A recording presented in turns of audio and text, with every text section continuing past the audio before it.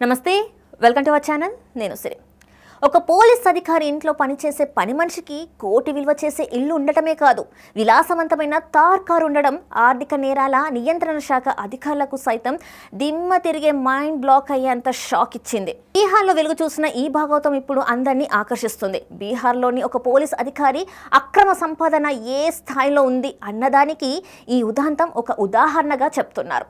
ఆయన ఇంట్లో ఉండే పని మనిషి అత్యంత లగ్జరీగా బతకడం గమనార్హం.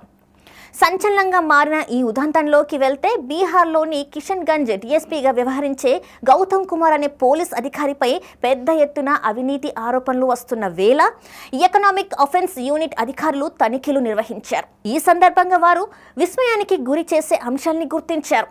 మార్చి 31వ తేదీన తనిఖీలు నిర్వహించగా ఆ వివరాలు కాస్త ఆలస్యంగా బయటకు వచ్చాయి.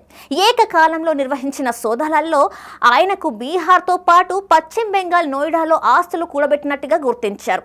పెద్ద ఎత్తున ఆస్తులు, ఖరీదైన బంగారు ఆభరణాలతో పాటు విలాసవంతమైన వాచీలు ఆయన కొన్నట్టుగా గుర్తించారు. వీటి విలువ దాదాపు 80 కోట్లకు పైగా ఉన్నట్టుగా గుర్తించారు. సదరు పోలీస్ అధికారి తన 32 ఏళ్ల సర్వీసులో ఆయనకు వచ్చిన జీతం కంటే 60% అధికంగా సంపాదించినట్టుగా అంచనా వేశారు. సోదాల వేళ ఆయన ఇంట్లో పనిచేసే పని మనిషి పారో అనే మహిళ ఇంట్లోనూ సోదాలు నిర్వహించారు. ఈ సందర్భంగా షాకింగ్ నిజాలు గుర్తించారు. ఆ పని మనిషిది పశ్చిమ బెంగాల్లోని మాల్దా కాగా, అదే రాష్ట్రంలోని ఉత్తర దినాజ్పూర్లో ఆమెకి కోటికి విలువ చేసే బంగ్లా ఉన్నట్టు విషయాన్ని గుర్తించారు. 35 లక్షల విలువ చేసే తార్ కార్లో తిరుగుతున్నారని తేల్చారు. కూతురు విడాకుల మంజూరును వేడుక చేసే రిటైర్డ్ జడ్జ్ ఆమెకు గౌతమ్ కుమార్ బుల్లెట్ మోటార్ సైకిల్ని గిఫ్ట్గా ఇచ్చారు.